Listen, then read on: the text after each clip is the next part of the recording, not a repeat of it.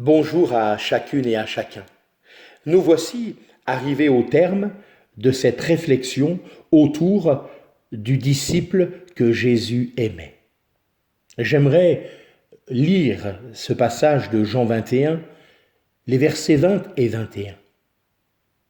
Pierre se retourne et voit suivre le disciple que Jésus aimait, celui qui, durant le souper, s'était penché sur sa poitrine et avait dit « Seigneur, quel est celui qui te livrera ?» Pierre, le voyant, dit à Jésus « Seigneur, et celui-ci, que lui arrivera-t-il » Suivre Jésus. Le Seigneur Jésus venait de révéler à Simon-Pierre quand et comment il mourrait, quand il serait vieux. Dieu lui donnerait de suivre son maître dans la mort par crucifixion. Mais quand tu seras devenu vieux, tu étendras les mains, dit-il au verset 18. Nous trouvons aussi cette pensée en 2 Pierre au chapitre 1er et au verset 14. Pierre interroge ensuite le Seigneur au sujet de Jean. « Seigneur, et celui-ci, que lui arrivera-t-il » C'est probablement un intérêt sincère et peut-être aussi un peu de curiosité qui a motivé la question de Pierre. S'il devait être crucifié lorsqu'il serait vieux, qu'arriverait-il à son meilleur ami et condisciple avec qui il avait travaillé ? Jésus répond alors à Pierre que t'importe. En d'autres termes, Pierre, cela ne te regarde pas.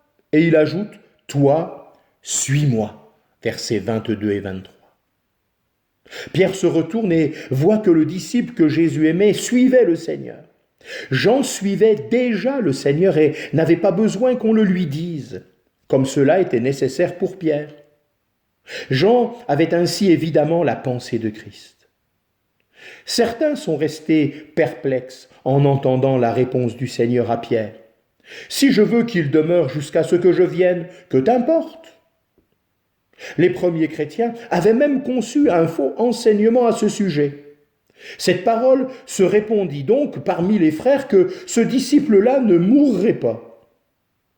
Mais le Seigneur n'avait pas dit à Jean qu'il ne mourrait pas, mais « si je veux qu'il demeure jusqu'à ce que je vienne, que t'importe ?» Le disciple que Jésus aimait demeurerait et survivrait aux autres apôtres.